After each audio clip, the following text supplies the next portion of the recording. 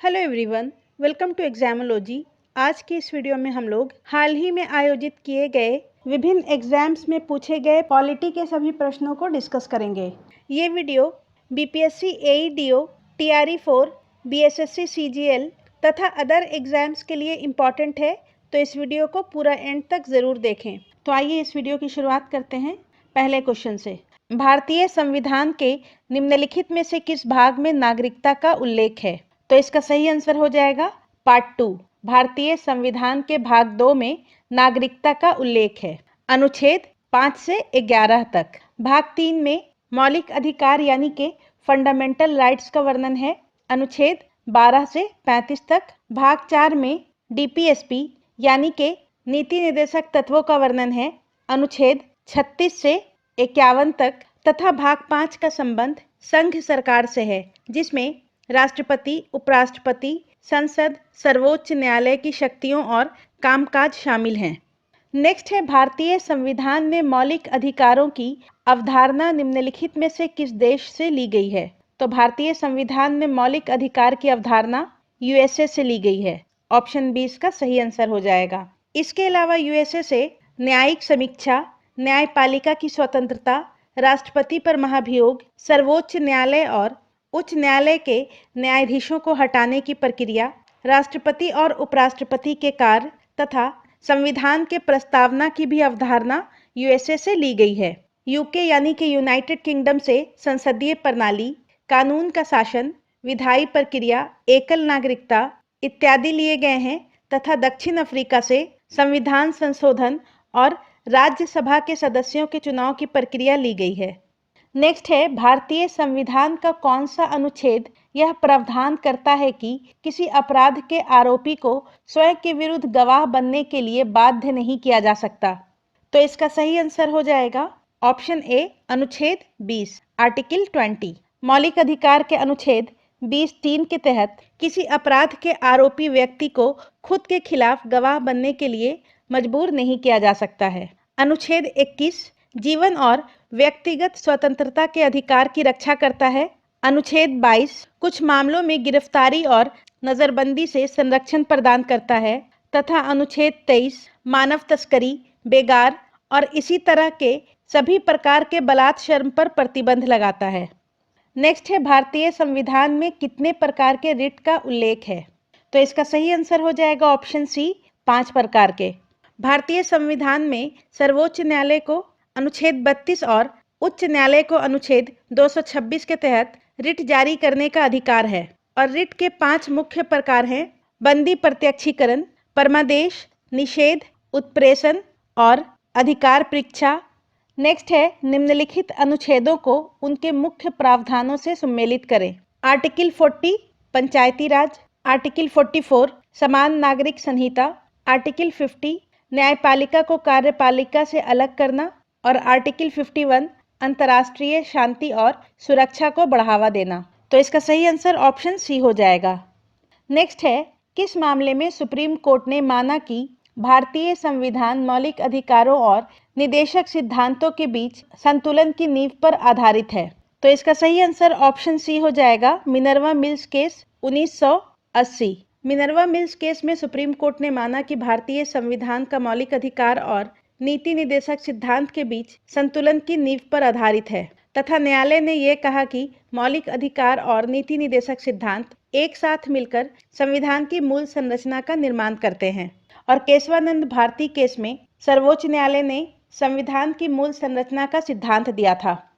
Next है, राष्ट्रपति के पद की रिक्ति को उसके होने की तिथि से कितने समय के भीतर भरा जाना चाहिए? तो इसका सही आंसर ऑप्शन सी हो जाएगा, 6 महीने। भारतीय संविधान के अनुच्छेद 62(2) के तहत राष्ट्रपति के पद की रिक्ति को भरने के लिए चुनाव रिक्ति होने की तिथि के 6 माह के भीतर आयोजित किया जाना चाहिए। नेक्स्ट है, कौन सा संविधान संशोधन अधिनियम केंद्र और राज्य दोनों स्तरों पर मंत्रिपरिषद के आकार को निचले सदन में कुल सदस्यों की संख्या के 15% तक सीमित करता है? तो इसका सही आंसर ऑप्शन सी हो जाएगा, 91वें संविधान संशोधन। 91st कॉन्स्टिट्यूशनल अमेंडमेंट 2003 के तहत केंद्र और राज्य दोनों स्तरों पर मंत्रिपरिषद में मंत्रियों की कुल संख्या निचले सदन यानी कि लोकसभा या राज्य विधानसभा यानी कि स्टेट लेजिस्लेटिव असेंबली के कुल सदस्यों की संख्या के 15% से अधिक नहीं हो सकती है। नेक्स्ट है, भारत के नियंत्रक एवं महालेखा परीक्षक यानी कि कैग के बारे में निम्नलिखित में से कौन सा कथन सही है? पहला कथन है, कैग की नियुक्ति भारत के मुख्य न्यायाधीश द्वारा की जाती है। तो ये स्टेटमेंट गलत है। कैग की नियुक्ति राष्ट्रपति के द्वारा की जाती है तथा उसे सर्वोच्च न्यायालय के न्यायाधीश के समान प्रक्रिया द्वारा ही हटाया जा सकता है।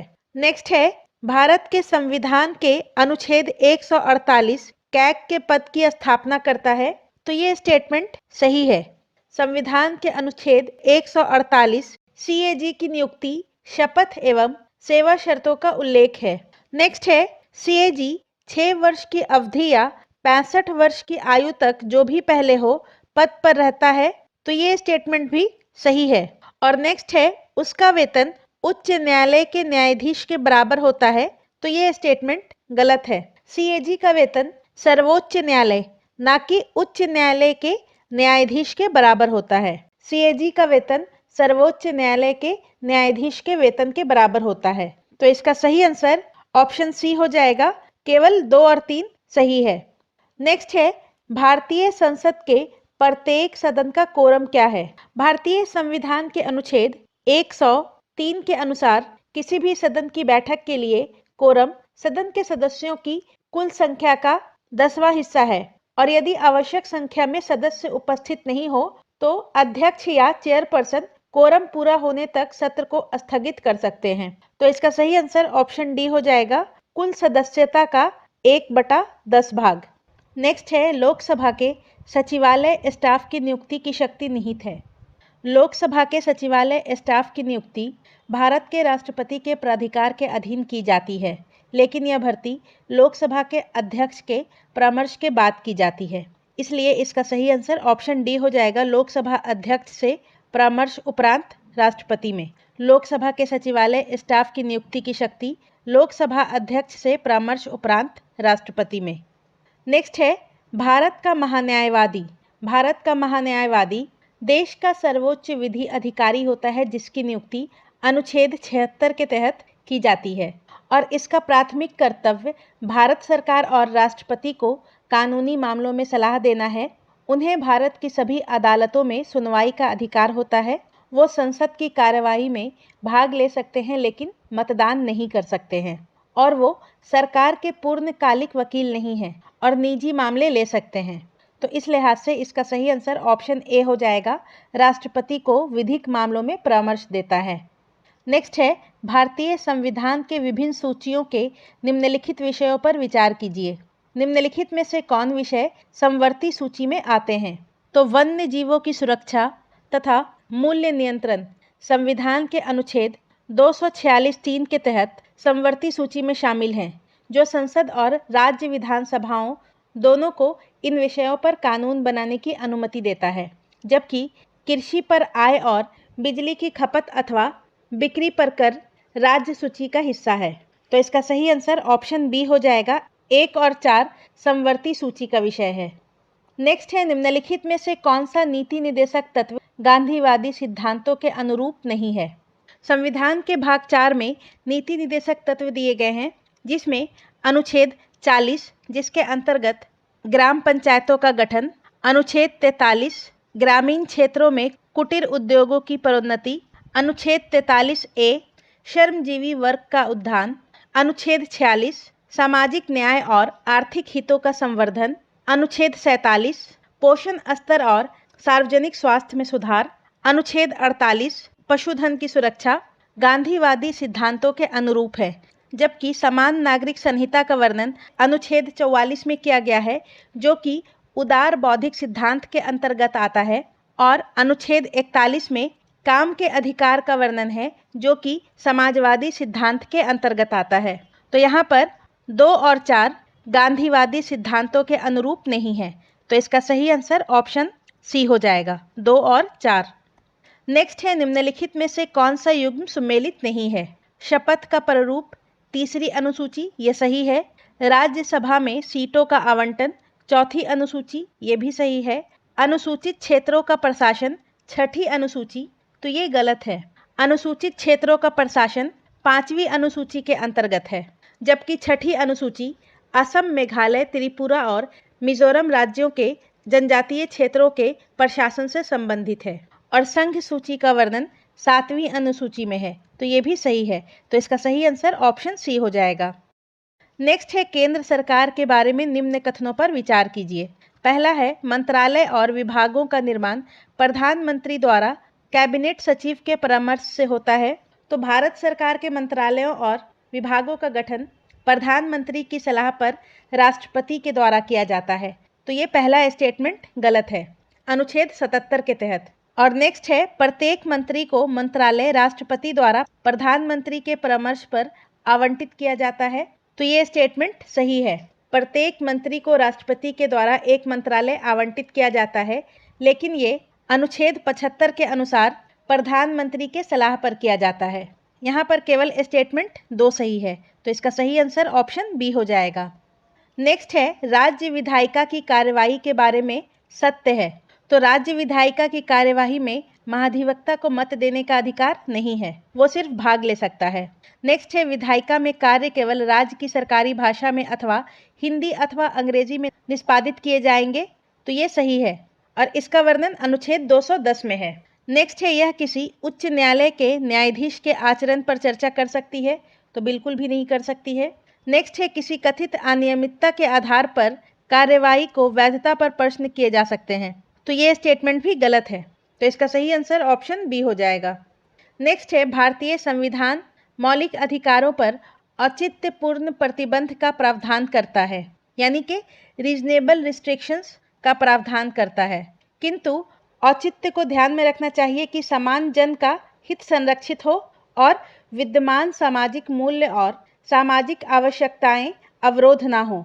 1 और 2 सही है, तो इसका सही आंसर ऑप्शन बी हो जाएगा। स्टेटमेंट 1 और 2 सही है। और भारतीय संविधान में मौलिक अधिकार का वर्णन भाग 3 अनुच्छेद 12 से 35 में किया गया है और रीजनेबल रिस्ट्रिक्शंस यानी कि औचित्यपूर्ण प्रतिबंध का प्रावधान अनुच्छेद 19(2) से 19(6) में किया गया है। नेक्स्ट है निम्नलिखित में से कौन वित्त आयोग के सदस्य के लिए आवश्यक अर्हताओं का निर्धारण करता है। वित्त आयोग का गठन भारतीय संविधान के अनुच्छेद 280 के अंतर्गत किया जाता है और अनुच्छेद 280(2) के अनुसार संसद विधि द्वारा वित्त आयोग के सदस्यों की योग्यता और उनके चयन की प्रक्रिया निर्धारित करता है। तो इसका सही आंसर ऑप्शन सी हो जाएगा, संसद विधि के द्वारा। नेक्स्ट है निम्नलिखित कथनों पर विचार कीजिए। यहाँ पर पूछ रहा है कौन सा स्टेटमेंट सही नहीं है। पहला स्टेटमेंट है सदन को आहूत करने का अर्थ दीक्षांत है, तो ये स्टेटमेंट सही है। नेक्स्ट है स्थगन से सत्रावसान होता है, यानी कि सत्र का औपचारिक समापन, तो ये भी सही है, स्थगन से सत्र का सत्रावसान होता है। नेक्स्ट है विघटन सदन को समाप्त करता है, तो ये भी सही है, विघटन के द्वारा सदन समाप्त हो जाता है। और नेक्स्ट है स्थगन सदन के नेता के द्वारा अकेले किया जा सकता है, तो ये स्टेटमेंट गलत है। स्थगन और सत्रावसान यानी कि स्थगन और सदन को आहूत करने की शक्ति अनुच्छेद 85 के तहत भारत के राष्ट्रपति के पास होती है, तो इसका सही आंसर ऑप्शन डी हो जाएगा। स्टेटमेंट 4 गलत है। नेक्स्ट है पंचायतों की वित्तीय स्थिति की समीक्षा के लिए कौन अधिकृत है। तो अनुच्छेद 243 आई के तहत प्रत्येक राज्य के राज्यपाल को पंचायतों की वित्तीय स्थिति के आकलन करने के लिए हर 5 साल पर एक राज्य वित्त आयोग का गठन करना होगा, तो इसका सही आंसर ऑप्शन डी हो जाएगा, राज्यपाल द्वारा गठित वित्त आयोग। पंचायतों की वित्तीय स्थिति की समीक्षा के लिए राज्यपाल के द्वारा गठित वित्त आयोग अधिकृत है और इसका वर्णन अनुच्छेद 243 आई में किया गया है। नेक्स्ट है पंचायती राज्य का मुख्य उद्देश्य है। तो पंचायती राज व्यवस्था का मुख्य उद्देश्य सत्ता का विकेंद्रीकरण करना और लोकतांत्रिक शासन को जमीनी स्तर पर लाना है, जिससे लोगों को विकास कार्यक्रमों की योजना और कार्यान्वयन में सीधे भाग लेने का अवसर मिल सके। तो इसका सही आंसर ऑप्शन डी हो जाएगा। पंचायती राज्य का मुख्य उद्देश्य है जनता को विकास के प्रशासन में प्रतिभाग करने योग्य बनाना। नेक्स्ट है निंदा प्रस्ताव के बारे में सत्य है। तो क्वेश्चन नंबर 44 को डिलीट कर दिया गया है। देखिए निंदा प्रस्ताव मंत्रिपरिषद या किसी विशेष मंत्री की नीतियों या कार्यों के विरुद्ध अस्वीकृति की एक औपचारिक अभिव्यक्ति है, जबकि अविश्वास प्रस्ताव का उद्देश्य विशेष रूप से यह व्यक्त करके सरकार को हटाना होता है कि सदन का अब उस पर विश्वास नहीं है। नेक्स्ट है, निम्नलिखित में से कौन सा विषय उच्च न्यायालय और सर्वोच्च न्यायालय दोनों के अधिकार क्षेत्र में आता है? तो इसका सही आंसर हो जाएगा मौलिक अधिकारों का संरक्षण। संविधान के अनुच्छेद 32 के तहत सर्वोच्च न्यायालय तथा अनुच्छेद 226 के तहत उच्च न्यायालय दोनों ही मौलिक अधिकारों का संरक्षण कर सकते हैं। तो इसका सही आंसर ऑप्शन सी हो जाएगा। जबकि राज्यों के बीच विवाद, केंद्र और राज्य के बीच विवाद और संविधान के उल्लंघन से संरक्षण, ये तीनों केवल सर्वोच्च न्यायालय के अधिकार क्षेत्र में आते हैं। नेक्स्ट है, लोकसभा के प्रत्येक आम चुनाव के बाद निम्नलिखित में से कौन प्रथम सत्र को संबोधित करता है? तो संविधान के अनुच्छेद 87 के अनुसार प्रत्येक आम चुनाव के बाद पहले सत्र की शुरुआत में राष्ट्रपति संसद के दोनों सदनों को संबोधित करते हैं। तो इसका सही आंसर ऑप्शन ए हो जाएगा, राष्ट्रपति। और राष्ट्रपति प्रत्येक वर्ष के पहले सत्र की शुरुआत में भी दोनों सदनों को संबोधित करते हैं। नेक्स्ट है, किसे एक न्यायाधीश को एक से दूसरे उच्च न्यायालय में स्थानांतरित करने की शक्ति प्राप्त है? तो इसका सही आंसर ऑप्शन डी हो जाएगा, राष्ट्रपति। अनुच्छेद 222 के अनुसार भारत का राष्ट्रपति मुख्य न्यायाधीश के परामर्श के बाद किसी न्यायाधीश को एक उच्च न्यायालय से दूसरे उच्च न्यायालय में स्थानांतरित या ट्रांसफर करने की शक्ति रखता है। नेक्स्ट है, निम्नलिखित में से कौन सी समिति पंचायती राज व्यवस्था से संबंधित नहीं है? तो दिए गए विकल्प में स्वर्ण सिंह समिति का संबंध संविधान में मौलिक कर्तव्यों को शामिल करने की सिफारिश से है, जिसका गठन 1976 में किया गया था, जबकि अशोक मेहता समिति, इसका गठन 1977 में किया गया था। GVK राव समिति का गठन 1985 तथा LM सिंघवी समिति का गठन 1986 में किया गया था, जिसका संबंध पंचायती राज समिति व्यवस्था से है। नेक्स्ट है, एक संसद सदस्य नहीं पूछ सकता है। तो एक संसद सदस्य उन मामलों के बारे में प्रश्न नहीं पूछ सकता है जो किसी भी न्यायालय में विचाराधीन है, क्योंकि इससे न्यायिक प्रक्रिया में हस्तक्षेप हो सकता है।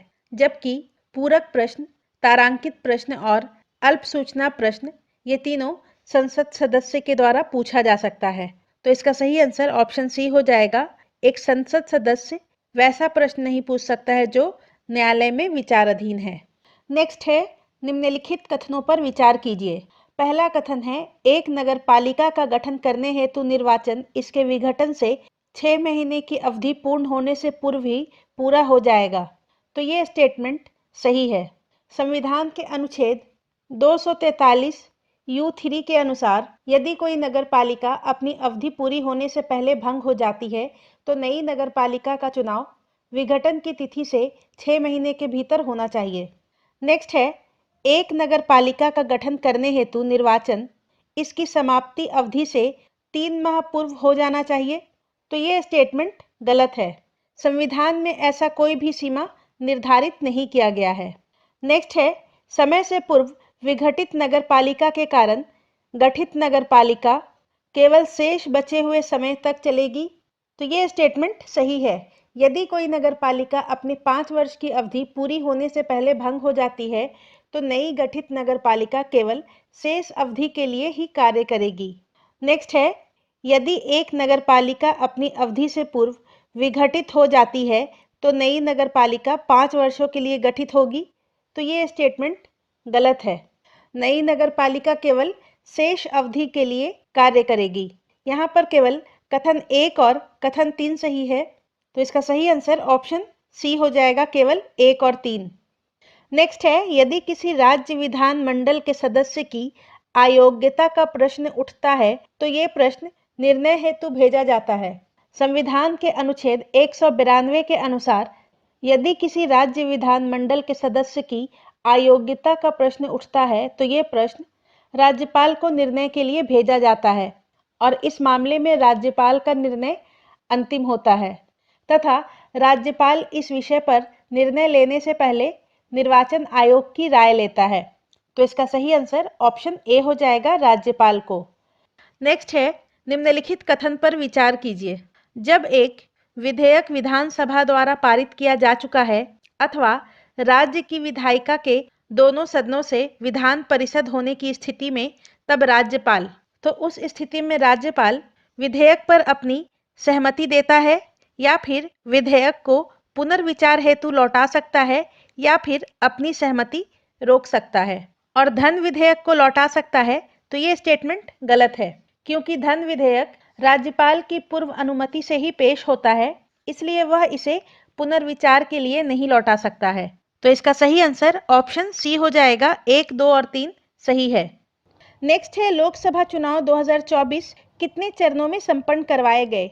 18वां लोकसभा चुनाव, जो कि 2024 में 19 अप्रैल से 1 जून 2024 तक चला, ये 7 चरणों में संपन्न हुआ था। ऑप्शन बी इसका सही आंसर हो जाएगा। नेक्स्ट है, निम्नलिखित में से किस आलोचक ने भारतीय शासन व्यवस्था के लिए अर्धसंघात्मक शब्द का प्रयोग किया है? तो अर्धसंघात्मक शब्द का प्रयोग केसी वियर ने किया है। ऑप्शन सी इसका सही आंसर हो जाएगा। नेक्स्ट है, भारत में केंद्र और राज्यों के मध्य करों का वितरण करता है? तो वित्त आयोग करता है। नेक्स्ट है, निम्नलिखित में से कौन नीति आयोग के शासकीय परिषद का हिस्सा नहीं होता है? नीति आयोग के शासकीय परिषद में सभी राज्यों के मुख्यमंत्री, केंद्र शासित प्रदेशों के मुख्यमंत्री तथा अन्य केंद्र शासित क्षेत्रों के उपराज्यपाल यानी कि लेफ्टिनेंट गवर्नर, इसमें राज्यों के राज्यपाल शामिल नहीं है। ऑप्शन ए इसका सही आंसर हो जाएगा। और नीति आयोग एक गैर संवैधानिक निकाय है। नेक्स्ट है, निम्नलिखित में से कौन सा एक वैधानिक संस्था है? वैधानिक निकाय एक ऐसा निकाय होता है जिसकी स्थापना संसद या राज्य विधानमंडल द्वारा पारित एक अधिनियम द्वारा किया जाता है। और दिए गए विकल्प में श्रम आयोग एक वैधानिक निकाय है। नेक्स्ट है, भारत में राष्ट्रीय आय का आकलन करता है? भारत में राष्ट्रीय आय का आकलन राष्ट्रीय सांख्यिकीय कार्यालय करता है, यानी कि एनएसओ द्वारा किया जाता है। नेक्स्ट है, निम्नलिखित में से भारत रत्न से सम्मानित होने वाले प्रथम भारतीय कौन थे? तो भारत रत्न से सम्मानित होने वाले प्रथम भारतीय सी राजगोपालाचारी थे। भारत रत्न भारत का सर्वोच्च नागरिक सम्मान है, जिसे पहली बार 1954 में 3 व्यक्तियों को प्रदान किया गया था। सी राजगोपालाचारी, सर्वपल्ली राधाकृष्णन और सीवी रमन। नेक्स्ट है, 16वें वित्त आयोग के संदर्भ में निम्नलिखित कथनों पर विचार कीजिए। 16वें वित्त आयोग का गठन 31 दिसंबर 2024 को हुआ था, तो ये स्टेटमेंट गलत है। 16वें वित्त आयोग का गठन 31 दिसंबर 2023 को हुआ था। नेक्स्ट है, श्री अरविंद पनगड़िया इसके अध्यक्ष हैं, तो ये स्टेटमेंट सही है। श्री अरविंद पनगड़िया इसके अध्यक्ष हैं, तो इसका सही आंसर ऑप्शन बी हो जाएगा। केवल कथन 2 सही है। और भारत में वित्त आयोग भारतीय संविधान के अनुच्छेद 280 के तहत स्थापित एक संवैधानिक निकाय है। नेक्स्ट है, विनाशकारी कीट और पीड़क अधिनियम यानी कि DIPA वर्ष 1914 में पारित हुआ था। ऑप्शन डी इसका सही आंसर हो जाएगा। नेक्स्ट है, भारतीय संविधान के किस अनुच्छेद के अनुसार किसी भी नागरिक को केवल धर्म, मूल वंश, जाति, लिंग, वंश, जन्म स्थान, निवास या इनमें से किसी भी आधार पर राज्य के अधीन किसी भी नियोजन या पद के संबंध में अयोग्य नहीं ठहराया जाएगा या उसके साथ भेदभाव नहीं किया जाएगा?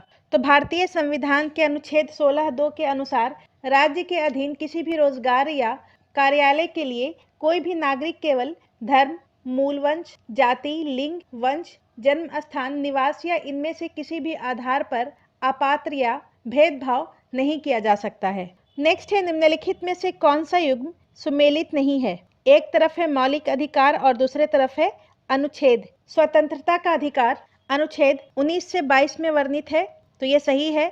धर्म की स्वतंत्रता का अधिकार अनुच्छेद 25 से 28 में वर्णित है, 23 से 24 में नहीं। 23 से 24 में शोषण के विरुद्ध अधिकार का वर्णन है। संस्कृति और शिक्षा के संबंधी अधिकार का वर्णन 29 से 30 में है तथा समता का अधिकार का वर्णन 14 से अनुच्छेद 18 में है, तो इसका सही आंसर ऑप्शन बी हो जाएगा। नेक्स्ट है, भारतीय संविधान के किस भाग में निर्वाचन संबंधी प्रावधान दिए गए हैं? भारतीय संविधान के भाग 15 में निर्वाचन संबंधी प्रावधान है। भाग 17 में राजभाषाओं से संबंधित प्रावधान है। भाग 16 में कुछ वर्गों से संबंधित विशेष प्रावधान की रूपरेखा प्रस्तुत किया गया है और भाग 14 में संघ और राज्यों के अधीन सेवाओं से संबंधित प्रावधान का वर्णन है। नेक्स्ट है लोकसभा के प्रथम अध्यक्ष या स्पीकर कौन थे? लोकसभा के प्रथम अध्यक्ष जीवी मावलंकर थे। जीवी मावलंकर। और वर्तमान में लोकसभा अध्यक्ष ओम बिरला हैं। नेक्स्ट है लोकसभा चुनाव 2024 से पहले अपने पद से इस्तीफा देने वाले चुनाव आयुक्त का नाम है। तो इसका सही आंसर ऑप्शन बी हो जाएगा, अरुण गोयल। 18वीं लोकसभा चुनाव यानी कि लोकसभा चुनाव 2024 से पहले अपने पद से इस्तीफा देने वाले चुनाव आयुक्त का नाम अरुण गोयल है। और वर्तमान में Gyanesh Kumar chief election commissioner हैं तथा सुखबीर सिंह सांडू और विवेक जोशी अन्य इलेक्शन कमिश्नर हैं। नेक्स्ट है किस तिथि को संविधान सभा की पहली बैठक आयोजित की गई थी? तो संविधान सभा की पहली बैठक 9 दिसंबर 1946 को आयोजित की गई थी। ऑप्शन बी इसका सही आंसर हो जाएगा, 9 दिसंबर 1946। नेक्स्ट है पेमा खांडू ने हाल ही में अरुणाचल प्रदेश के मुख्यमंत्री के रूप में शपथ ली। तो इसका सही आंसर ऑप्शन ए हो जाएगा, लगातार तीसरी बार। पेमा खांडू ने हाल ही में अरुणाचल प्रदेश के मुख्यमंत्री के रूप में लगातार तीसरी बार शपथ ली है। नेक्स्ट है नीचे दो कथन दिए गए हैं, एक को दावा के रूप में लेबल किया गया है और दूसरे को कारण के रूप में। दावा है भारत ने सरकार का संसदीय स्वरूप अपनाया है, तो ये स्टेटमेंट सही है।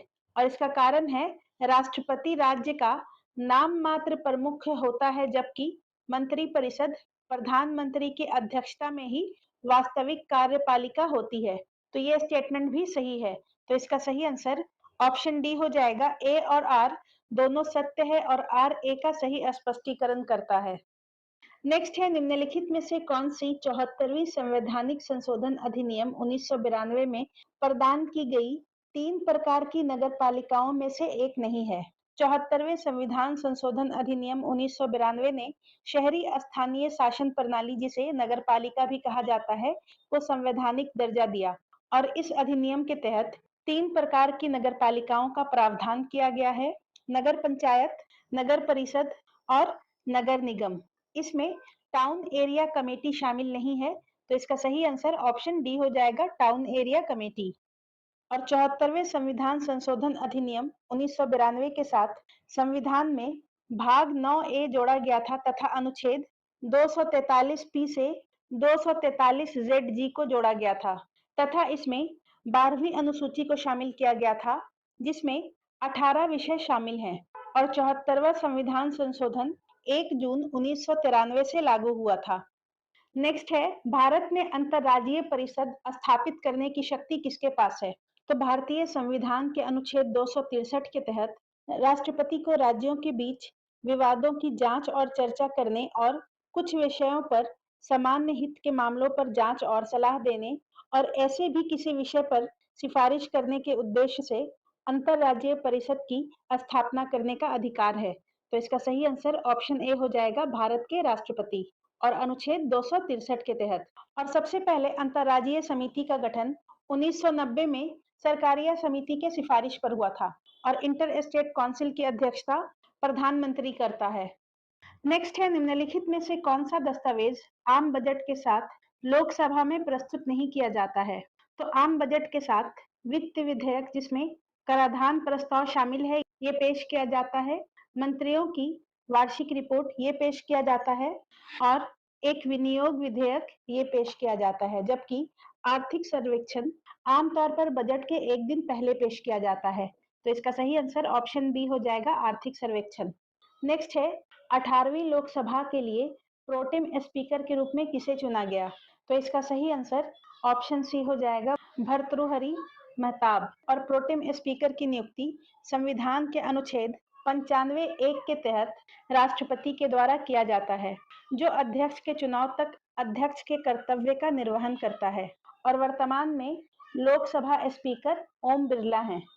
नेक्स्ट है निम्नलिखित में से कौन सी श्रेणियां उस निर्वाचक मंडल का हिस्सा नहीं है जो भारत के राष्ट्रपति के चुनाव में भाग लेते हैं? भारत के राष्ट्रपति के चुनाव में। और भारतीय संविधान के भाग 5 के अनुच्छेद 54 और 55 का संबंध राष्ट्रपति के चुनाव से है। अनुच्छेद 54 के अनुसार राष्ट्रपति का चुनाव संसद के दोनों सदनों के निर्वाचित सदस्यों और राज्य के विधानसभाओं के निर्वाचित सदस्यों से मिलाकर बने निर्वाचक मंडल के द्वारा किया जाएगा। और राष्ट्रपति का चुनाव इलेक्शन कमीशन ऑफ इंडिया के द्वारा किया जाता है। तो राष्ट्रपति के चुनाव में राज्यसभा के मनोनीत सदस्य शामिल नहीं होते हैं। संसद के दोनों सदनों के मनोनीत सदस्य नहीं, निर्वाचित सदस्य शामिल होते हैं। राज्य विधानसभाओं के मनोनीत नहीं, निर्वाचित सदस्य शामिल होते हैं। और राज्य विधान परिषद के सदस्य तो ये भी शामिल नहीं होते हैं। तो इसका सही आंसर ऑप्शन सी हो जाएगा। 1, 2 और 3, 4 यहाँ पर पूछ रहा है निर्वाचक मंडल का हिस्सा नहीं है, तो ये चारों नहीं है। नेक्स्ट है निम्नलिखित में से कौन सबसे लंबे समय तक लोकसभा का सदस्य रहा? तो इसका सही आंसर ऑप्शन डी हो जाएगा, इंद्रजीत गुप्ता।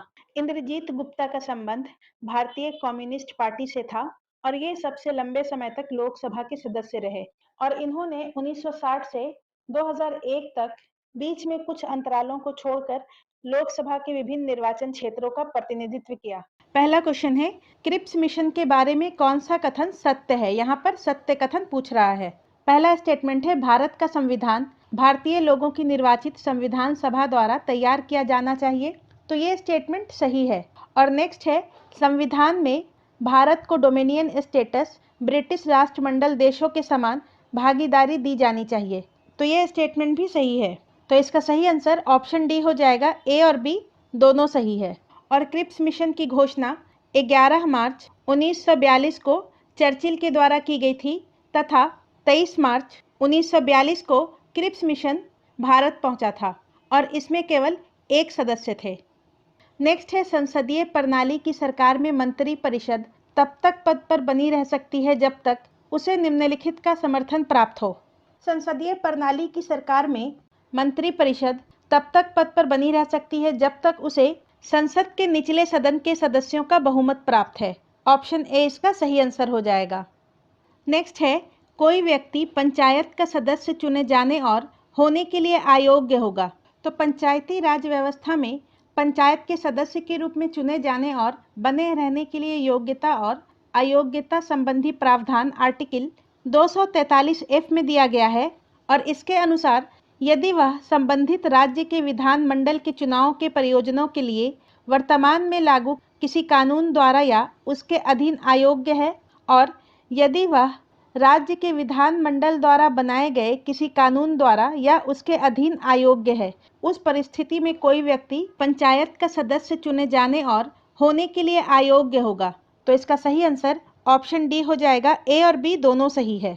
और पंचायती राज व्यवस्था 1992 के 73वें संविधान संशोधन अधिनियम के द्वारा संविधान में शामिल किया गया है। 73वें संविधान संशोधन अधिनियम ने राज्यों के लिए त्रिस्तरीय प्रणाली का प्रावधान किया है, जिसके तहत ग्राम स्तर पर ग्राम पंचायत, मध्य स्तर पर पंचायत समिति तथा जिला स्तर पर जिला परिषद का प्रावधान है। नेक्स्ट है, सरकारिया समिति के बारे में कौन सा कथन सही है? पहला स्टेटमेंट है, इसकी स्थापना 1983 में हुई थी और इसने 1988 में रिपोर्ट प्रस्तुत की। तो ये स्टेटमेंट सही है। सरकारिया समिति की स्थापना 1983 में की गई थी और इसने 1988 में अपना रिपोर्ट प्रस्तुत किया था। दूसरा है, यह एक सदस्यीय आयोग था। तो ये स्टेटमेंट गलत है। सरकारिया समिति एक 3 सदस्यीय आयोग था जिसकी अध्यक्षता न्यायाधीश R.S. सरकारिया के द्वारा की गई थी और सरकारिया समिति का गठन भारत में केंद्र राज्य संबंधों की समीक्षा के लिए और संघीय शासन में सुधार के उपायों के लिए किया गया था। नेक्स्ट है, सभी राज्यों के मुख्यमंत्री किसके पदेन सदस्य होते हैं? तो सभी राज्यों के मुख्यमंत्री अंतरराज्यीय परिषद के पदेन सदस्य होते हैं। ऑप्शन सी इसका सही आंसर हो जाएगा। नेक्स्ट है, संविधान की 10वीं अनुसूची में क्या शामिल है? तो संविधान के 10वीं अनुसूची में दल बदल के आधार पर अयोग्यता के संबंध में प्रावधान है। ऑप्शन ए इसका सही आंसर हो जाएगा। और भारतीय संविधान में 10वीं अनुसूची को 52वें संविधान संशोधन अधिनियम 1985 के द्वारा जोड़ा गया था। शपथ या प्रतिज्ञा के प्रकार ये तीसरे अनुसूची में है। ऐसे कानून जिन्हें किसी भी न्यायालय में चुनौती नहीं दी जा सकती, ये संविधान के 9वें अनुसूची में शामिल है और 9वीं अनुसूची को पहले संविधान संशोधन अधिनियम 1951 के द्वारा जोड़ा गया था। नेक्स्ट है, संविधान द्वारा मान्यता प्राप्त भाषाएं। ये संविधान के 8वें अनुसूची में शामिल है और इसके तहत संविधान के द्वारा मान्यता प्राप्त 22 भाषाएं हैं। नेक्स्ट है एकमात्र उदाहरण जब भारत के राष्ट्रपति ने अपनी वीटो शक्ति का प्रयोग किया वह था, तो इसका सही आंसर ऑप्शन डी हो जाएगा, भारतीय डाकघर संशोधन विधेयक। सन 1986 में राष्ट्रपति जैल सिंह द्वारा भारतीय डाकघर संशोधन अधिनियम के संदर्भ में पॉकेट वीटो का प्रयोग किया गया था और भारतीय संविधान के अनुच्छेद 111 के तहत भारत का राष्ट्रपति किसी विधेयक पर अपनी स्वीकृति दे सकता है अथवा विधेयक पर अपनी स्वीकृति को सुरक्षित रख सकता है अथवा वह विधेयक को संसद के पुनर्विचार हेतु लौटा सकता है। नेक्स्ट है भारतीय संविधान की कौन सी अनुसूची असम, मेघालय, त्रिपुरा और मिजोरम के अलावा अन्य राज्यों में अनुसूचित क्षेत्रों और अनुसूचित जनजातियों के प्रशासन और नियंत्रण से संबंधित है? तो इसका सही आंसर ऑप्शन डी हो जाएगा, 5वीं अनुसूची। भारतीय संविधान की 5वीं अनुसूची असम, मेघालय, त्रिपुरा और मिजोरम के अलावा अन्य राज्यों में अनुसूचित क्षेत्रों और अनुसूचित जनजातियों के प्रशासन और नियंत्रण से संबंधित है और संविधान की 6ठी अनुसूची असम, मेघालय, त्रिपुरा और मिजोरम राज्यों में जनजातीय क्षेत्रों के प्रशासन से संबंधित है। 9वीं अनुसूची को 1951 में भारतीय संविधान में जोड़ा गया था प्रथम संविधान संशोधन के द्वारा और इस अनुसूची में शामिल कानूनों को अदालतों में चुनौती नहीं दी जा सकती। 10वीं अनुसूची का संबंध दल बदल से है और इसे 52वें संविधान संशोधन 1985 के द्वारा संविधान में जोड़ा गया था और तीसरी अनुसूची मंत्रियों, सांसदों और न्यायाधीशों सहित विभिन्न अधिकारियों द्वारा ली जाने वाली शपथ और प्रतिज्ञा के स्वरूप की रूपरेखा प्रस्तुत करती है। नेक्स्ट है भारतीय राष्ट्रीय विकास परिषद की स्थापना किस वर्ष की गई थी? राष्ट्रीय विकास परिषद की स्थापना 6 अगस्त 1952 को योजना आयोग के द्वारा की गई थी। तो ऑप्शन बी इसका सही आंसर हो जाएगा 1952 और ये भारत में विकास संबंधी मामलों पर निर्णय लेने और चर्चा करने के लिए सर्वोच्च प्राधिकरण के लिए कार्य करती है जिसकी अध्यक्षता प्रधानमंत्री के द्वारा किया जाता है। नेक्स्ट है भारत के राष्ट्रपति के बारे में कौन सा कथन सत्य नहीं है?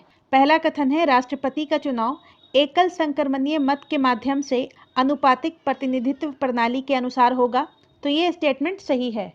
नेक्स्ट है राष्ट्रपति के चुनाव में किसी राज्य की विधानसभा के प्रत्येक निर्वाचित सदस्य के पास उतने ही वोट होंगे जितने राज्य की जनसंख्या को विधानसभा के निर्वाचित सदस्यों की कुल संख्या से भाग देने पर प्राप्त भागफल में 1000 के गुणक होंगे, तो ये स्टेटमेंट भी सही है। और अनुच्छेद 42 कहता है कि भारत का एक राष्ट्रपति होगा, तो ये स्टेटमेंट गलत है। भारत का एक राष्ट्रपति होगा ये भारतीय संविधान के अनुच्छेद 52 में है। नेक्स्ट है राष्ट्रपति के वेतन और भत्ते उनके कार्यकाल के दौरान कम नहीं किए जाएंगे, तो ये स्टेटमेंट भी सही है।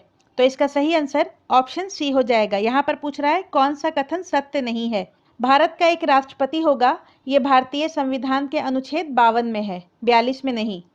और अनुच्छेद 42 में न्यायोचित एवं मानवीय कार्य दशाओं तथा मातृत्व सहायता के लिए प्रावधान है। नेक्स्ट है भारतीय संविधान के संबंध में किस निर्णय ने सबसे पहले मूल संरचना सिद्धांत को स्पष्ट किया? भारतीय संविधान के संबंध में केशवानंद भारती बनाम केरल राज्य जो कि 1973 में हुआ था, इसके निर्णय में सर्वोच्च न्यायालय ने मूल संरचना के सिद्धांत को औपचारिक रूप से प्रस्तुत किया था, जिसमें यह माना गया है कि संसद संविधान के कुछ मूल सिद्धांतों को संशोधित नहीं कर सकता है।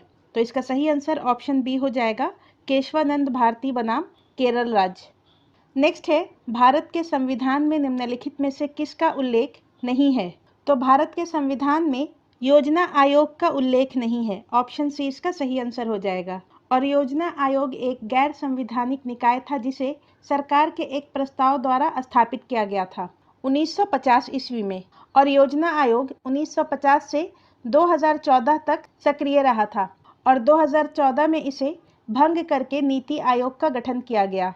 भारतीय संविधान के भाग 15 में और अनुच्छेद 324 से लेकर 329 तक भारतीय चुनाव आयोग संबंधी प्रावधान किए गए हैं। भारतीय संविधान के अनुच्छेद 280 में वित्त आयोग से संबंधित प्रावधान है और वित्त आयोग का गठन राष्ट्रपति हर 5 साल में करता है और वर्तमान में 16वें वित्त आयोग के अध्यक्ष अरविंद पनगड़िया हैं। नेक्स्ट है अंतर्राज्य परिषद यानी कि इंटर स्टेट काउंसिल। ये भारतीय संविधान के अनुच्छेद 263 के तहत स्थापित एक निकाय है जिसका मुख्य उद्देश्य राज्यों के बीच तथा राज्य और संघ के सहयोग और समन्वय को सुगम बनाना है।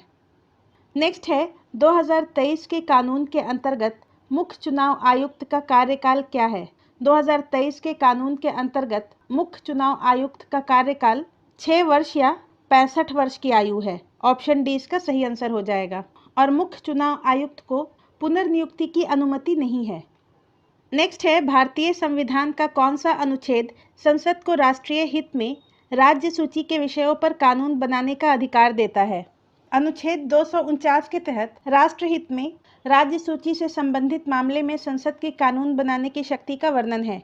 ऑप्शन डी इसका सही आंसर हो जाएगा, अनुच्छेद 249। संविधान के अनुच्छेद 249 के अनुसार यदि राज्यसभा अपने उपस्थित और मत देने वाले सदस्यों के 2/3 बहुमत से प्रस्ताव करे कि राष्ट्रहित में यह आवश्यक है कि संसद राज्य सूची में दिए गए किसी विषय पर कानून बना सकती है। अनुच्छेद 263 में अंतर्राज्यीय संबंधों से संबंधित प्रावधान है।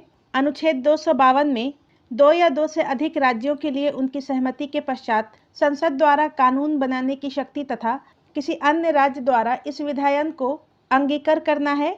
और अनुच्छेद 254 में संसद द्वारा बनाए गए कानून तथा राज्य विधायिकाओं द्वारा बनाए गए कानून के बीच असंगति का प्रावधान है। नेक्स्ट है निम्नलिखित में से किस अधिनियम ने भारतीय दंड संहिता 1860 का स्थान लिया है। भारतीय दंड संहिता 1860 यानी कि इंडियन पिनल कोड IPC, इसका स्थान भारतीय न्याय संहिता 2023 ने लिया है। ऑप्शन सी इसका सही आंसर हो जाएगा। भारतीय न्याय संहिता 2023 ने भारतीय दंड संहिता 1860 का स्थान लिया है। नेक्स्ट है निम्नलिखित में से कौन संविधान सभा के सदस्य नहीं थे। तो संविधान सभा में 15 महिलाएं शामिल थीं जिसमें अरुणा असफ अली नहीं थीं। ऑप्शन बी इसका सही आंसर हो जाएगा। जबकि राजकुमारी अमृत कौर, सुचेता कृपलानी, विजय लक्ष्मी इत्यादि संविधान सभा की सदस्य थीं। नेक्स्ट है स्थानीय स्वशासन से संबंधित निम्नलिखित समितियों को काल अनुक्रमिक क्रम में व्यवस्थित करें। तो सबसे पहले बलवंत राय मेहता समिति का गठन 1957 में हुआ था और इस समिति ने त्रिस्तरीय पंचायती राज व्यवस्था की स्थापना की सिफारिश की थी। नेक्स्ट है GVK राव समिति, इसका गठन 1985 में हुआ था और इस समिति ने पंचायती राज संस्थाओं की अधिक स्वायत्तता और लोगों के प्रति उनकी जवाबदेही पर ध्यान केंद्रित किया था। नेक्स्ट है अशोक मेहता समिति, इसका गठन 1977-78 में हुआ था और इस समिति ने 2 स्तरीय प्रणाली का प्रस्ताव रखा था। नेक्स्ट है थुंगन समिति, इसका गठन 1989 में हुआ था और इस समिति ने स्थानीय सरकारी निकायों को संवैधानिक मान्यता देने की सिफारिश की थी। तो इसका सही आंसर ऑप्शन बी हो जाएगा, 1, 3, 2, 4। नेक्स्ट है भारतीय संविधान मणिपुर के लिए विशेष प्रावधान किस अनुच्छेद में करता है। तो इसका सही आंसर हो जाएगा ऑप्शन ए, 371C। भारतीय संविधान मणिपुर के लिए विशेष प्रावधान अनुच्छेद 371C के तहत करता है और इसे भारतीय संविधान में 1972 में जोड़ा गया था 27वें संविधान संशोधन अधिनियम 1971 के द्वारा। अनुच्छेद 371D आंध्र प्रदेश के लिए विशेष प्रावधान करता है। अनुच्छेद 371A नागालैंड के लिए और अनुच्छेद 371B असम के लिए विशेष प्रावधान प्रदान करता है और इन सभी अनुच्छेदों का वर्णन भारतीय संविधान के भाग 21 में किया गया है। नेक्स्ट है संसद की अनुमान समिति यानी कि एस्टीमेट कमेटी के संबंध में निम्नलिखित में से कौन सा कथन सही है। यहाँ पर सही कथन पूछ रहा है। पहला कथन है अनुमान समिति का गठन जॉन मथई समिति की सिफारिश पर किया गया था। तो ये स्टेटमेंट सही है और इस समिति में राज्यसभा का कोई प्रतिनिधित्व नहीं होता है। तो ये स्टेटमेंट भी सही है। एस्टीमेट कमेटी यानी कि प्राकलन समिति, इसका गठन सर्वप्रथम 1950 में किया गया था और इसमें 30 सदस्य होते हैं जिन्हें हर साल लोकसभा के सदस्यों में से चुना जाता है। तो इसका सही आंसर ऑप्शन बी हो जाएगा, 1 और 2 दोनों सही है। नेक्स्ट है निम्नलिखित में से कौन सा कथन सही है। पहला है ध्यान आकर्षण प्रस्ताव एक भारतीय नवाचार है। तो ये स्टेटमेंट सही है। ध्यान आकर्षण प्रस्ताव एक भारतीय नवाचार है जिसे भारत ने ही विकसित किया है और ये मंत्रियों का ध्यान सार्वजनिक महत्व के लिए तत्कालीन मामले की ओर आकर्षित करने के लिए उपयोग किया जाता है। नेक्स्ट है ध्यान आकर्षण प्रस्ताव नियमावली में उल्लेखित नहीं है, तो ये स्टेटमेंट गलत है। ध्यान आकर्षण प्रस्ताव संसदीय नियमावली में स्पष्ट रूप से उल्लेखित है, तो इसका सही आंसर ऑप्शन सी हो जाएगा। केवल कथन एक सही है, यहाँ पर सही कथन पूछ रहा है। नेक्स्ट है लोकसभा अध्यक्ष को हटाने के लिए किस प्रकार का बहुमत आवश्यक है? तो लोकसभा के अध्यक्ष को हटाने के लिए प्रभावी बहुमत की आवश्यकता होती है, यानी कि इफेक्टिव मेजोरिटी। नेक्स्ट है निम्नलिखित में से भारतीय वरीयता क्रम में सबसे नीचे कौन आता है? तो भारतीय वरीयता क्रम में सबसे पहले राष्ट्रपति आता है, उसके बाद उपराष्ट्रपति आता है, उसके बाद तीसरे नंबर पर प्रधानमंत्री, चौथे नंबर पर गवर्नर ऑफ स्टेट्स मतलब के राज्यों के राज्यपाल उनके अपने राज्य में, तो ये चौथे नंबर पर आते हैं। पांचवें नंबर पर फॉर्मर प्रेसिडेंट्स आते हैं और उसी के साथ डिप्यूटी प्राइम मिनिस्टर का भी पद आता है, और छठे नंबर पर लोकसभा स्पीकर के साथ चीफ जस्टिस ऑफ इंडिया का पद आता है वरीयता क्रम में छठे नंबर पर। तो यहाँ पर दिए गए विकल्प में सबसे नीचे वरीयता क्रम में भारत के मुख्य न्यायाधीश का क्रम आता है, तो इसका सही आंसर ऑप्शन सी हो जाएगा। नेक्स्ट है निम्नलिखित में से किसे भारत के उपराष्ट्रपति पद के लिए निर्विरोध चुना गया था? तो भारत के उपराष्ट्रपति को 4 बार निर्विरोध चुना गया है। सबसे पहले डॉक्टर सर्वपल्ली राधाकृष्णन को 2 बार निर्विरोध उपराष्ट्रपति के पद के लिए चुना गया। उसके बाद मोहम्मद हिदायतुल्लाह को 1979 में और शंकर दयाल शर्मा को 1987 में निर्विरोध उपराष्ट्रपति के पद के लिए चुना गया है।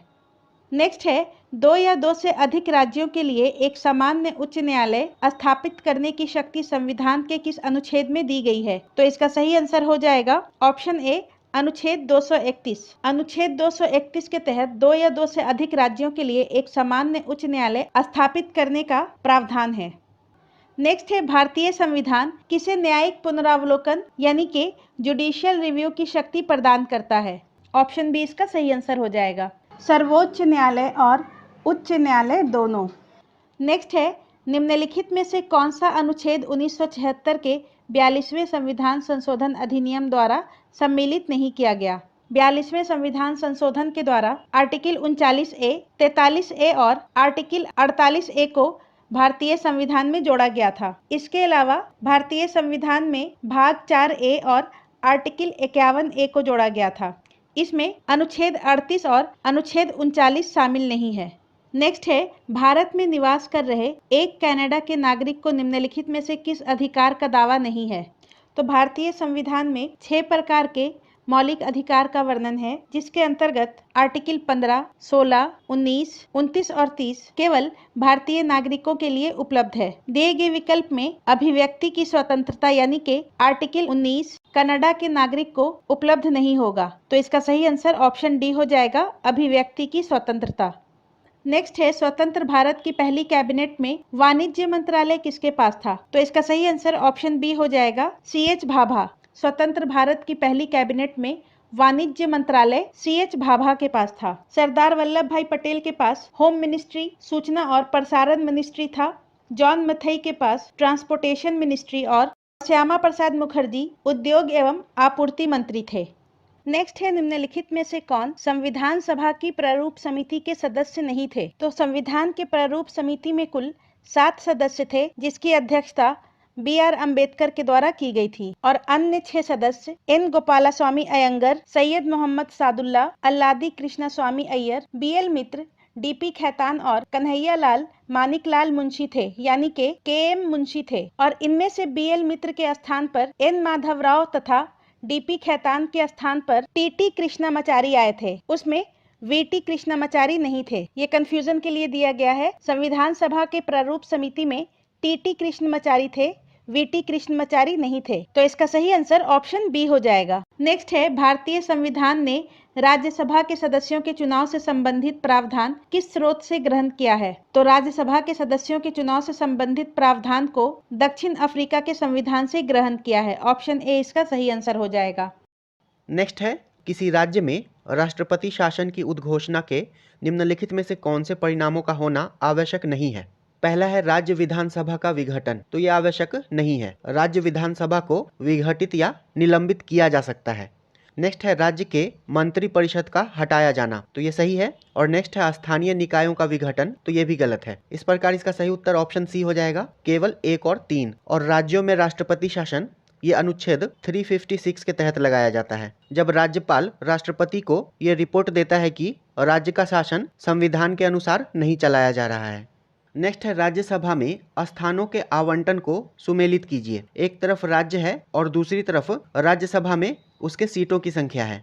तो तमिलनाडु में राज्यसभा की सीटों की संख्या 18 है, महाराष्ट्र में राज्यसभा की 19 सीटें हैं, छत्तीसगढ़ में राज्यसभा की 5 सीट है तथा पश्चिम बंगाल में राज्यसभा की 16 सीट है। इस प्रकार इसका सही उत्तर ऑप्शन ए हो जाएगा, 4, 1, 2, 3। और बिहार में राज्यसभा की 16 सीट है और लोकसभा में बिहार की 40 सीटें हैं और इस 40 में से 6 सीटें अनुसूचित जाति के लिए आरक्षित हैं।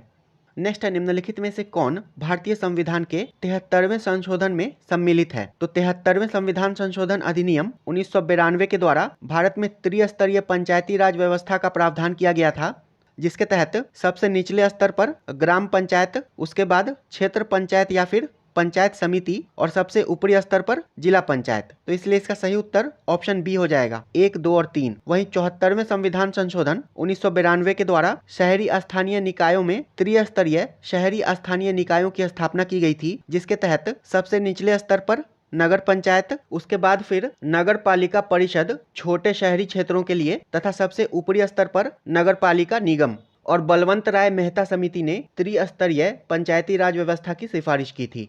नेक्स्ट है निम्नलिखित में से कौन भारत के संविधान का अभिरक्षक है। तो भारत के संविधान का संरक्षक या फिर अभिरक्षक भारत का सर्वोच्च न्यायालय होता है। ऑप्शन डी इसका सही उत्तर हो जाएगा, भारत का उच्चतम न्यायालय। यहाँ पर मिलान करना है, एक तरफ अनुच्छेद है तथा दूसरी तरफ उससे जुड़े प्रावधान है। अनुच्छेद 215, तो इसके अंतर्गत उच्च न्यायालय का अभिलेख न्यायालय होना इससे संबंधित प्रावधान है। नेक्स्ट अनुच्छेद 222, तो इसके अंतर्गत किसी न्यायाधीश का एक उच्च न्यायालय से दूसरे उच्च न्यायालय में अंतरण का प्रावधान है। नेक्स्ट है अनुच्छेद 226, तो इसके तहत उच्च न्यायालय के रिट जारी करने की शक्ति है। नेक्स्ट है अनुच्छेद 227, तो ये सभी उच्च न्यायालयों के अधीक्षण की शक्ति से संबंधित है। इस प्रकार इसका सही उत्तर ऑप्शन ए हो जाएगा, 4, 1, 3, 2। नेक्स्ट है निम्नलिखित में से कौन सा उच्चतम न्यायालय की आरंभिक अधिकारिता में आते हैं। आरंभिक अधिकारिता या फिर मूल क्षेत्राधिकार। तो उच्चतम न्यायालय के आरंभिक क्षेत्राधिकार के अंतर्गत भारत सरकार तथा एक या एक से अधिक राज्यों का विवाद ये शामिल है, 2 या अधिक राज्यों का विवाद शामिल है। इस प्रकार इसका सही उत्तर ऑप्शन बी हो जाएगा, केवल 1 और 4 सही है। यहाँ पर सही उत्तर चुनना है। और सर्वोच्च न्यायालय के आरंभिक अधिकारिता ये भारतीय संविधान के अनुच्छेद 131 के अंतर्गत दिया गया है। नेक्स्ट है राष्ट्रपति शंकर दयाल शर्मा का कार्यकाल था। तो इनका कार्यकाल 1992 से 1997 तक का था। ऑप्शन बी इसका सही उत्तर हो जाएगा और ये भारत के 9वें राष्ट्रपति थे। नेक्स्ट है निम्नलिखित में से कौन सा अनुच्छेद 368 के तहत संविधान के संशोधन के बारे में सही नहीं है। विधेयक को संसद के किसी भी सदन में प्रस्तुत किया जा सकता है, तो ये सही है। असहमति होने पर संयुक्त बैठक बुलाई जा सकती है, तो ये गलत है। संविधान संशोधन विधेयक के संदर्भ में संयुक्त बैठक का प्रावधान नहीं है। नेक्स्ट है विधेयक को विशेष बहुमत यानी कि 2/3 उपस्थित और मतदान तथा कुल सदस्यों के 50% से अधिक द्वारा पारित किया जाना चाहिए, तो ये सही है। नेक्स्ट है राष्ट्रपति विधिवत पारित और अनुसमर्थित विधेयक को सहमति देने के लिए बाध्य है, तो ये कथन भी सही है। इसका सही उत्तर ऑप्शन बी हो जाएगा। संविधान संशोधन विधेयक के संबंध में संयुक्त बैठक नहीं बुलाई जा सकती है और संयुक्त बैठक का प्रावधान भारतीय संविधान के अनुच्छेद 108 में दिया गया है, जो कि साधारण विधेयक तथा वित्त विधेयक के संदर्भ में बुलाई जाती है और ये राष्ट्रपति के द्वारा बुलाई जाती है तथा इसकी अध्यक्षता लोकसभा का अध्यक्ष करता है। नेक्स्ट है सूची 1 को सूची 2 से मिलाना है। एक तरफ व्यवस्था है तथा दूसरी तरफ उससे जुड़े अनुच्छेद हैं। निर्वाचन व्यवस्था, तो इसका प्रावधान अनुच्छेद 324 से 329 में दिया गया है। संघ और राज्यों के अधीन सेवाएं, इसका प्रावधान 308 से 323 में दिया गया है। पंचायत, इसका प्रावधान अनुच्छेद 243 से 243 ओ तक दिया गया है तथा केंद्रीय स्तर पर न्यायिक व्यवस्था, इसका प्रावधान अनुच्छेद 124 से 147 के बीच दिया गया है। इस प्रकार इसका सही उत्तर ऑप्शन ए हो जाएगा, 3, 4, 1, 2। नेक्स्ट है भारतीय संविधान की 10वीं अनुसूची निम्न में से संबंधित है? तो 10वीं अनुसूची इसका संबंध दल बदल विरोधी प्रावधानों से है। इसका सही उत्तर ऑप्शन बी हो जाएगा और इसे 52वें संविधान संशोधन 1985 के द्वारा संविधान में शामिल किया गया था। नेक्स्ट है, भारत के राष्ट्रपति के द्वारा निम्नलिखित में से कौन सी नियुक्ति वारंट के तहत उनके हस्ताक्षर और मुहर के साथ की जाती है? भारत के सर्वोच्च न्यायालय के न्यायाधीश, राज्य के राज्यपाल, संघ लोक सेवा आयोग के अध्यक्ष तथा भारत के महान्यायवादी, इन चारों की ही नियुक्ति भारत के राष्ट्रपति के द्वारा की जाती है, किंतु भारत के सर्वोच्च न्यायालय के न्यायाधीश तथा राज्यों के राज्यपाल की नियुक्ति ये राष्ट्रपति के वारंट के तहत उनके हस्ताक्षर और मुहर के साथ की जाती है। इसलिए इसका सही उत्तर ऑप्शन डी हो जाएगा, 1 और 2। नेक्स्ट है, निम्नलिखित में से कौन से आयोग वैधानिक निकाय हैं? तो राष्ट्रीय अनुसूचित जनजाति आयोग ये एक संवैधानिक निकाय है। राष्ट्रीय मानवाधिकार आयोग ये एक वैधानिक निकाय है। राष्ट्रीय अल्पसंख्यक आयोग ये भी वैधानिक निकाय है तथा राष्ट्रीय अनुसूचित जाति आयोग ये संवैधानिक निकाय है। इस प्रकार इसका सही उत्तर ऑप्शन डी हो जाएगा, 2 और 3। नेक्स्ट है, यहाँ पर मिलान करना है। उपाधियों का निषेध इसका हो जाएगा अनुच्छेद 18। धार्मिक मामलों के प्रबंधन की स्वतंत्रता इसका हो जाएगा अनुच्छेद 26। भाषाई अल्पसंख्यकों का संरक्षण इसका हो जाएगा अनुच्छेद 29 तथा शिक्षा का अधिकार इसका हो जाएगा अनुच्छेद 21A। इसका सही उत्तर हो जाएगा ऑप्शन डी, 3, 4, 1, 2। नेक्स्ट है, यदि भारत के राष्ट्रपति का पद रिक्त हो जाए और कोई उपराष्ट्रपति भी न हो, तब निम्न में से कौन कार्यवाहक राष्ट्रपति होगा? इसका सही उत्तर है ऑप्शन सी, भारत का मुख्य न्यायाधीश। जब राष्ट्रपति का पद रिक्त हो जाए तथा उपराष्ट्रपति भी न हो, तब कार्यवाहक राष्ट्रपति भारत का मुख्य न्यायाधीश होगा तथा मुख्य न्यायाधीश की अनुपस्थिति में कार्यवाहक राष्ट्रपति सर्वोच्च न्यायालय का वरिष्ठतम न्यायाधीश होगा। नेक्स्ट है, डॉक्टर मनमोहन सिंह को जब भारत का प्रधानमंत्री नियुक्त किया गया था तब वह, इसका सही उत्तर है ऑप्शन ए, असम से राज्यसभा के सदस्य थे। नेक्स्ट है, बिहार के एक सदनीय विधानमंडल को द्विसदनीय में परिवर्तित किया गया। बिहार विधानसभा तथा बिहार विधान परिषद किसके द्वारा? तो इसे भारत सरकार अधिनियम 1919 के द्वारा द्विसदनीय बनाया गया था। ऑप्शन ए इसका सही उत्तर हो जाएगा। और वर्तमान में बिहार विधानसभा के अध्यक्ष नंद किशोर यादव हैं तथा बिहार विधान परिषद के सभापति अवधेश नारायण सिंह हैं। नेक्स्ट, संविधान सभा का अंतिम सत्र कब आयोजित हुआ था? इसका सही उत्तर ऑप्शन सी हो जाएगा, 24 जनवरी 1950 को। संविधान सभा का अंतिम सत्र 24 जनवरी 1950 को आयोजित हुआ था और संविधान सभा की पहली बैठक ये 9 दिसंबर 1946 को हुई थी। नेक्स्ट है, राष्ट्रपति के द्वारा राज्यसभा हेतु कितने सदस्य मनोनीत किए जाते हैं? तो 12 सदस्य मनोनीत किए जाते हैं। ऑप्शन सी इसका सही उत्तर हो जाएगा। भारतीय संविधान के अनुच्छेद 80(1)(a) के तहत 12 सदस्य राष्ट्रपति के द्वारा मनोनीत किए जाते हैं और संविधान के अनुसार मनोनीत सदस्यों को साहित्य, विज्ञान, कला और सामाजिक सेवा जैसे क्षेत्रों में विशेष ज्ञान या फिर व्यवहारिक अनुभव होना चाहिए। नेक्स्ट है, भारत के संविधान का अनुच्छेद 1 भारत को घोषित करता है, तो ये भारत को राज्यों का संघ घोषित करता है। ऑप्शन सी इसका सही उत्तर हो जाएगा। भारतीय संविधान का अनुच्छेद 1 भारत को राज्यों का संघ यानी कि यूनियन ऑफ स्टेट्स घोषित करता है। तो वीडियो आपको कैसा लगा कमेंट करके जरूर बताइएगा। वीडियो अंत तक देखने के लिए आपका धन्यवाद।